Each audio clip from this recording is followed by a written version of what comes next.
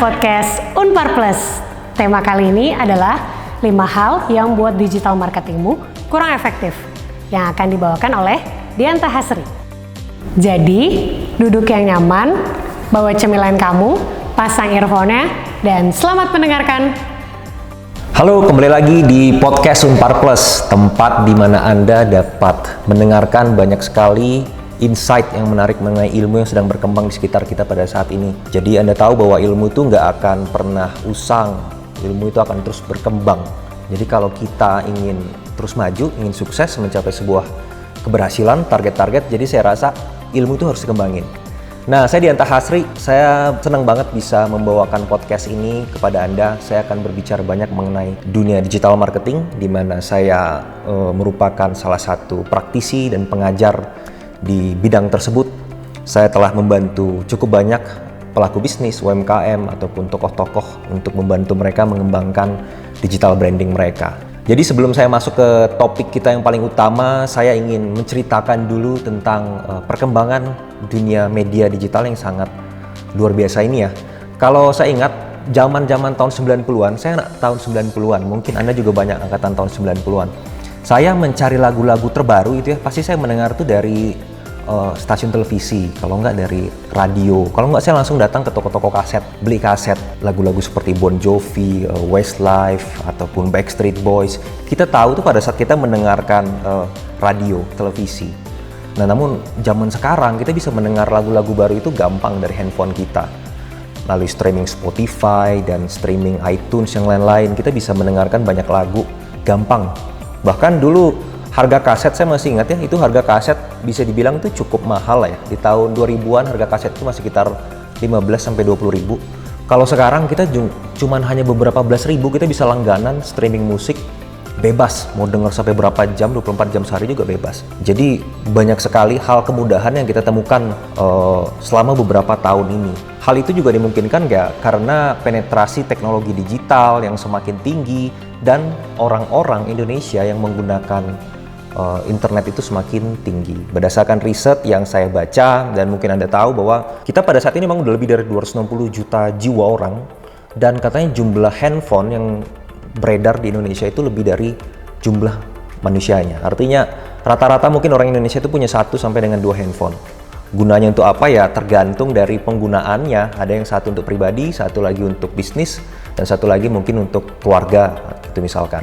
Nah, penetrasi penggunaan media digital yang semakin tinggi ini juga membuat akhirnya bisnis berpikir ulang untuk berkomunikasi. Kita baru saja melewati tahun 2020, tahun di mana tidak ada seorang pun bisnis organisasi yang mengira akan ada satu dampak yang luar biasa dalam perekonomian, dalam bisnis, dalam organisasi, dalam bahkan keseharian hidup kita.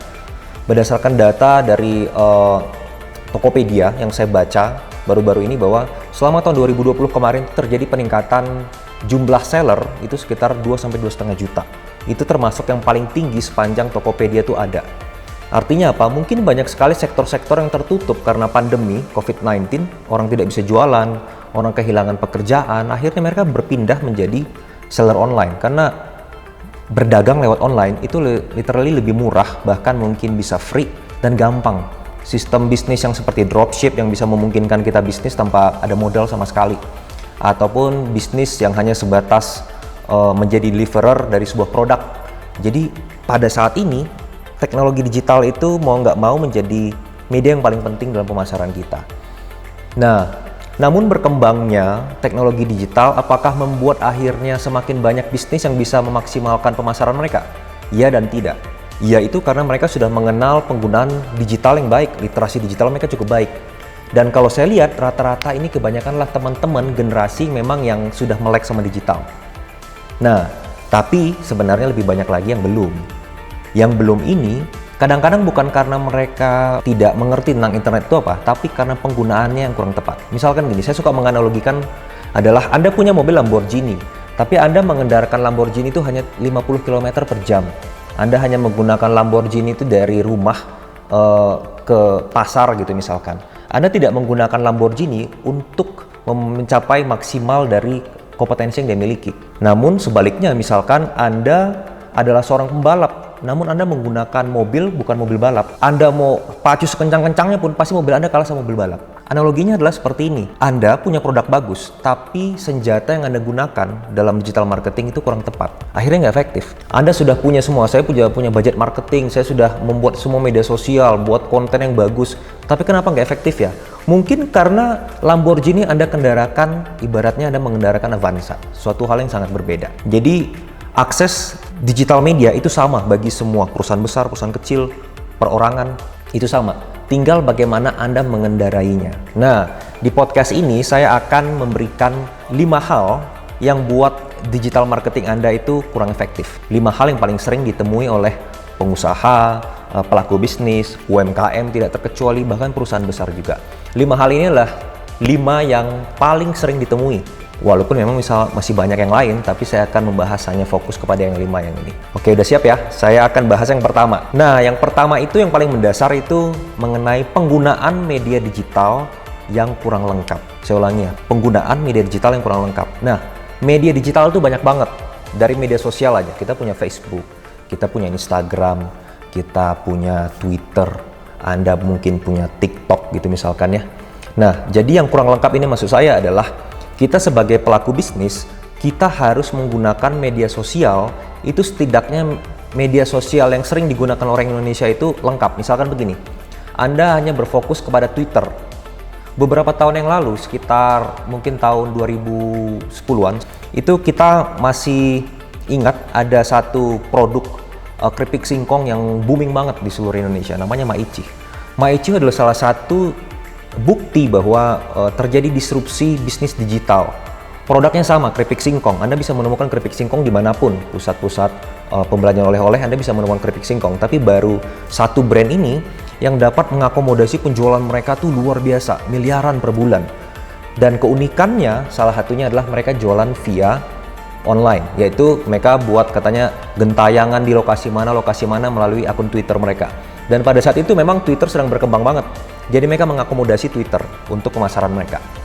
Nah, sekarang ini media sosial udah cukup banyak. Jadi selain Twitter udah ada Facebook, udah ada lagi yang baru-baru sekarang dan mungkin akan terus ada baru.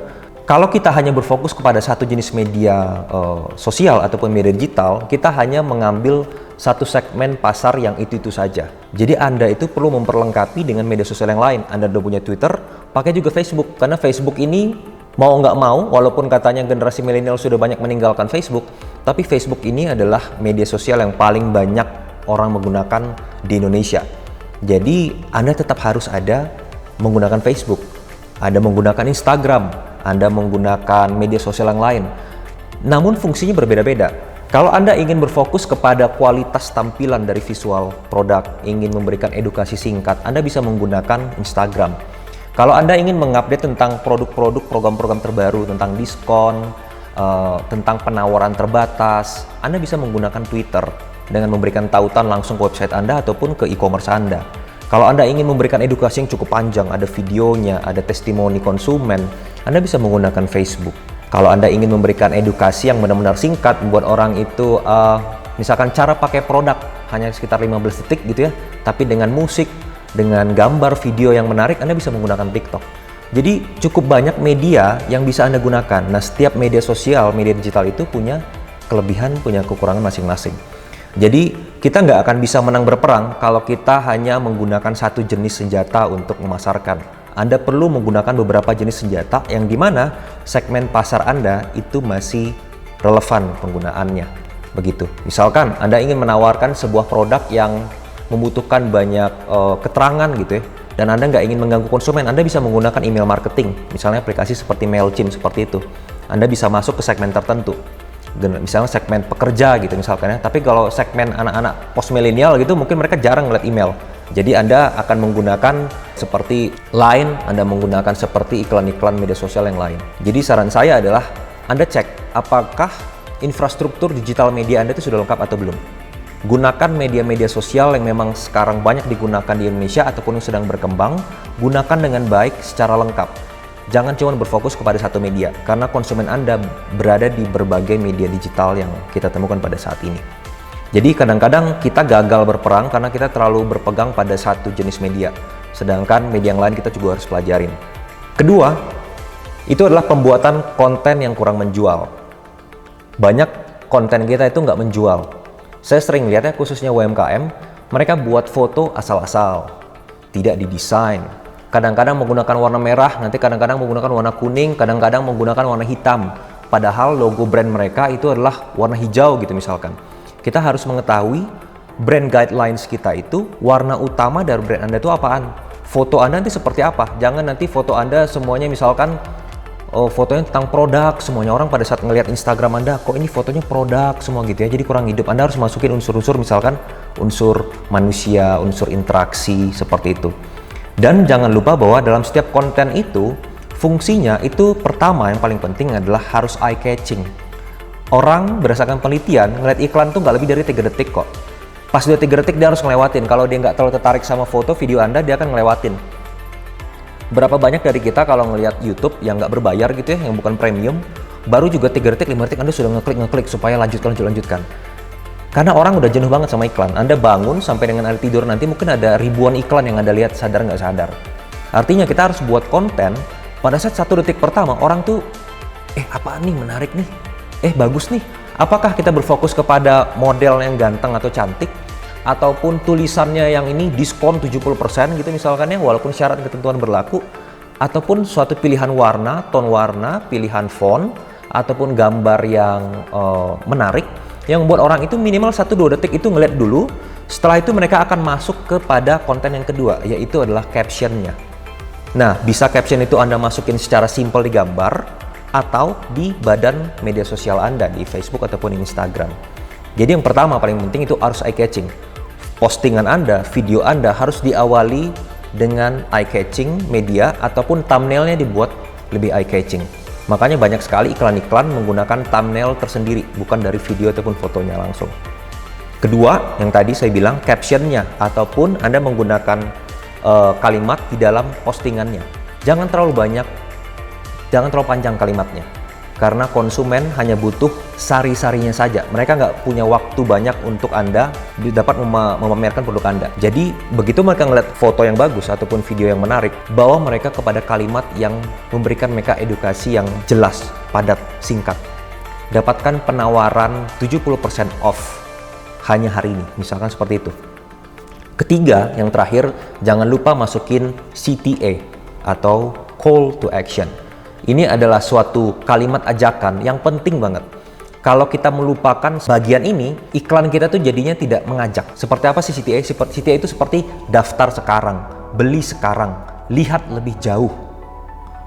Itu secara nggak langsung teman-teman, itu secara psikologis mengajak orang untuk segera melakukan klik ataupun segera melakukan keputusan.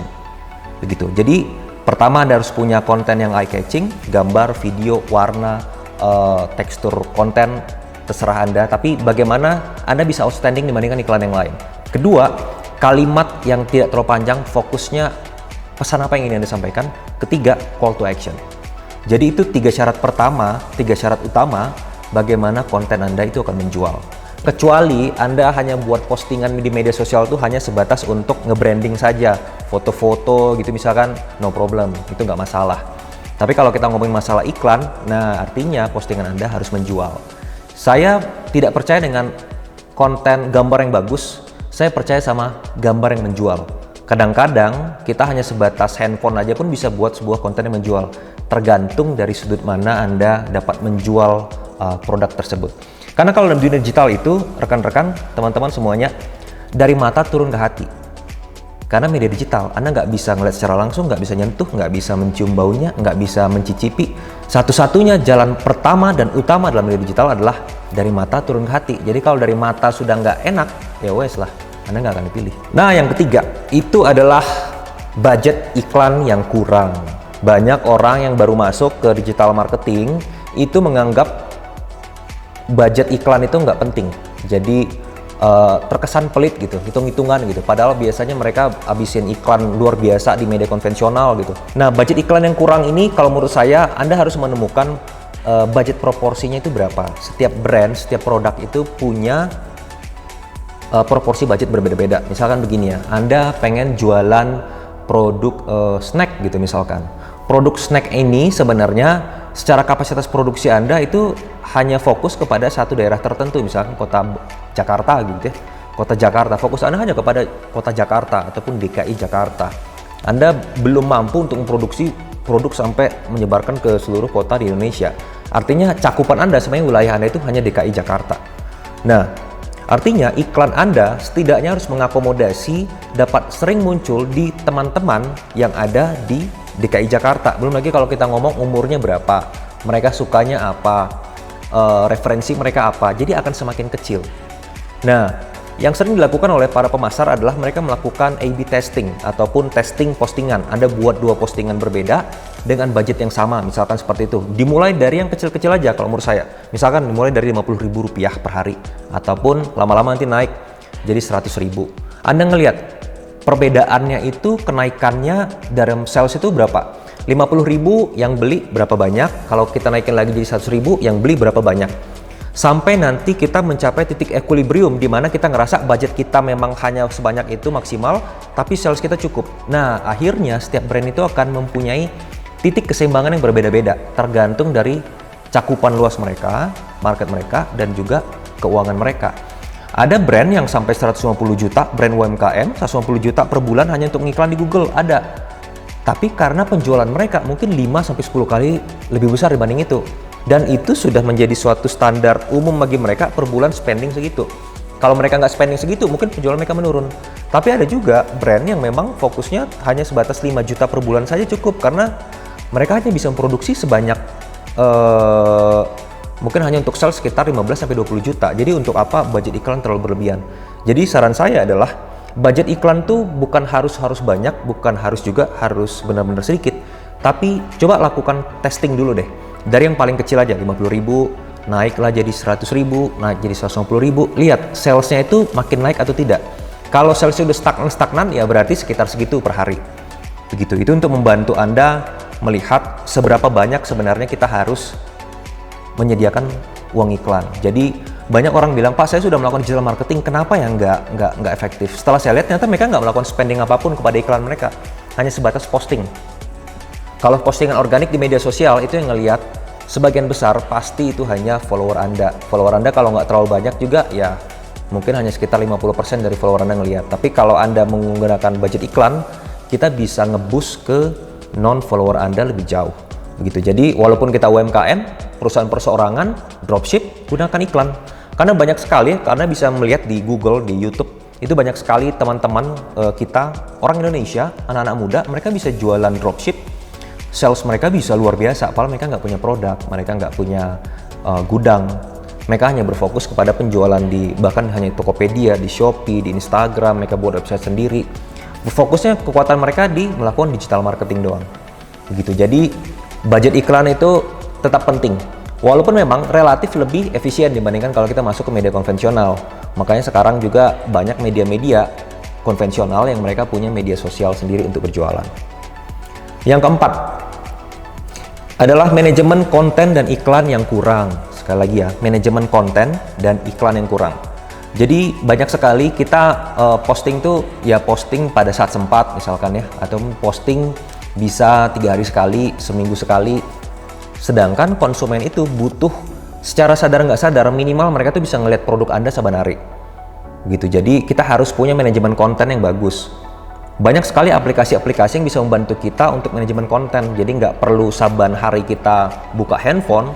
Kadang-kadang kita bisa menggunakan satu aplikasi, kita bisa buat iklan sampai dengan 30 hari ke depan ataupun postingan 30 hari ke depan. Seperti Hootsuite gitu misalkan, Anda bisa menggunakan aplikasi yang seperti itu. Ada yang berbayar, ada juga yang gratis. Jadi kita bisa buat manajemen postingan.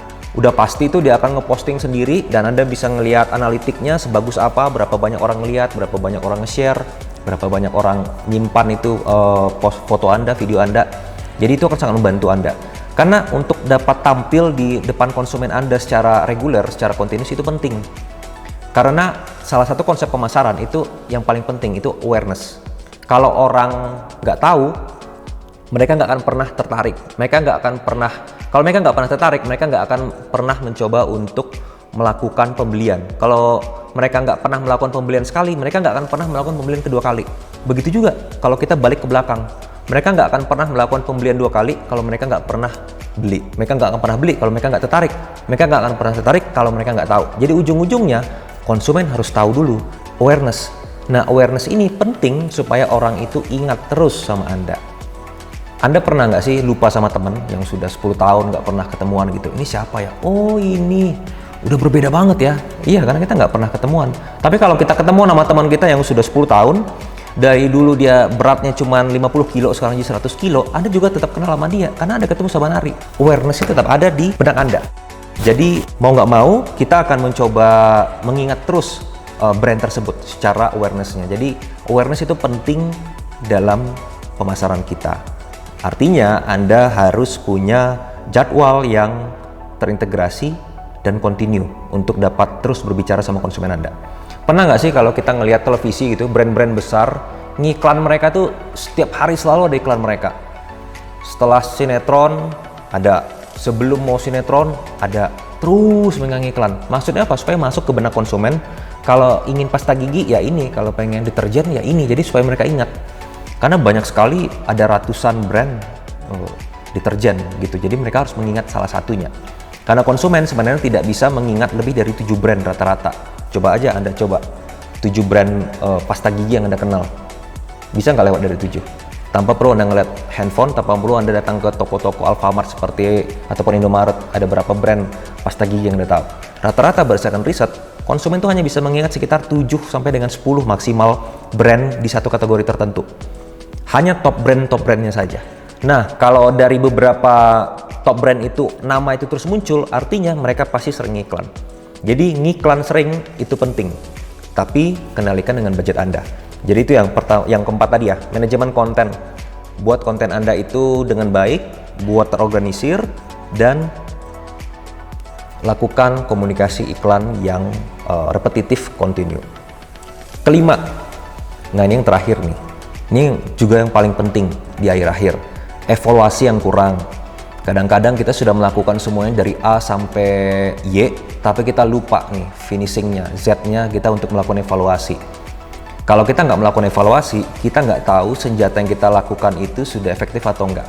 Di media digital itu cukup banyak. Kalau kita menggunakan Instagram for Business ya, kita bisa ngeliat insight-nya, bisa ngeliat likes-nya, komennya berapa banyak, orang nge-share-nya berapa banyak, minimal itu bisa Anda lihat. Oh, konten ini yang paling banyak engagement-nya, yang paling tinggi. Oh, ini konten ini yang paling rendah. Kalau gitu konten ini jangan lagi dibuat, kita pakai yang engagement tinggi, misalnya seperti itu. Atau kita bisa menggunakan Google Analytics untuk melihat efektivitas traffic ke website Anda. Apakah website Anda itu pada saat setelah ngiklan A terjadi peningkatan traffic gitu misalkan. Jadi Anda bisa ngelihat, oh ternyata komunikasi tadi kemarin itu efektif. Anda bisa ngelihatnya. Kalau kita nggak melihat berdasarkan data, kita hanya bergerak berdasarkan intuisi. Nah, berdasarkan pengalaman saya, intuisi itu mengeluarkan banyak uang untuk dapat terbukti. Jadi dibandingkan kita buang-buang uang, mending kita lihat dari datanya. Apakah data 7 hari terakhir, 10 hari terakhir, sebulan terakhir, ataupun beberapa triwulan terakhir. Dari situ kita bisa ngelihat budget iklan kita itu sesuai atau tidak, dan efektif atau tidak, perlu diganti atau enggak. Anda mungkin sering lihat ya, banyak sekali brand-brand yang sering iklan, mereka itu akan mengganti konsep iklan mereka mungkin sekitar 3 bulan sekali, 6 bulan sekali, bahkan mungkin bisa cuman berapa minggu sekali mereka ganti. Karena mereka mempunyai target campaign masing-masing dan mereka melihat bahwa campaign A itu akan lebih cocok dengan iklan yang seperti ini. Evaluasi mereka sangat cepat karena pasar itu selama satu waktu ini, Anda bayangin deh, Anda duduk aja, Anda bisa dapatin iklan yang begitu banyak. Artinya setiap pengiklan itu berlomba-lomba untuk mengejar Anda membeli produk mereka. Kalau kita nggak melakukan evaluasi terhadap iklan-iklan kita, nanti kita pikir iklan kita efektif, padahal belum tentu. Jadi kadang-kadang bukan karena budget kita yang kurang ya, bukan karena kita tidak tahu strategi digital marketing yang baik, tapi kadang-kadang kita lupa melakukan evaluasi. Nah, jadi kita menggunakan cara itu saja untuk melakukan pemasaran. Kadang-kadang hal itu penting, teman-teman. Jadi itu 5 hal yang sering banget ditemui oleh pelaku bisnis pada saat mereka ngerasain kok digital marketing saya kurang efektif ya. Kadang-kadang ini masalah kecil ya, ini bukan satu hal yang besar gitu, kita bukan ngomongin masalah suatu teknik pemasaran yang ribet, enggak. Karena digital marketing itu membuat semuanya simple. Anda nggak perlu pakai resort yang ribet-ribet, Anda menggunakan aplikasi yang ada di tangan Anda saja, Anda bisa melakukan pemasaran yang luar biasa. Nah, pandemi kemarin itu mengajarkan banyak bisnis, baik dari yang kecil, menengah sampai besar, untuk tahu bahwa digital media ini adalah senjata utama mereka dalam berkomunikasi ke pasar. Mau Anda itu perusahaan yang berfokus pada profit ataupun nirlaba, Anda mau produk ataupun jasa, ternyata digital marketing akan memegang peranan penting. Apakah setelah pandemi nanti penggunaan digital marketing akan berkurang? Saya meragukan hal tersebut, karena digital marketing ataupun digital media itu ternyata berdampak juga bagi efisiensi bisnis. Jadi kalau bisnis sudah ngerasa efisien nih, mereka pasti akan mengadaptasi sistem ini terus menerus. Nah, bagi kita, khususnya bagi Anda deh, pelaku bisnis UMKM di Indonesia, jumlah Anda sangat besar, melebihi dari perusahaan-perusahaan menengah ataupun besar, dan menampung lebih dari sekitar 90% pekerja informal di Indonesia.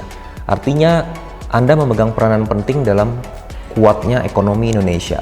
Jadi saya rasa kita yang paling tahu pasar Indonesia, kita yang paling tahu karakteristik orang Indonesia, kita harus mampu menjadi raja di pasar kita sendiri.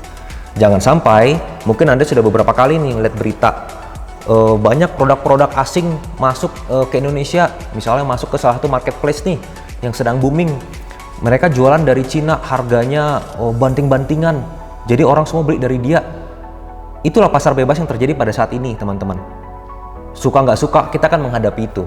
Dan saya rasa itu salah satu contoh yang ketahuan, banyak yang tidak ketahuan. Artinya, dibandingkan kita berfokus bagaimana cara untuk menghentikan pasar bebas, mending kita berfokus bagaimana kita bisa mengambil keuntungan dari situ. Cukup banyak juga pengusaha-pengusaha kita, baik dia pengusaha pemula ataupun dia UMKM, mereka itu bisa memasarkan juga keluar Indonesia karena digital marketing. Jadi, teman-teman, rekan-rekan semuanya, digital marketing adalah ilmu yang akan terus berkembang. Pertanyaannya, apakah Anda juga siap untuk berkembang?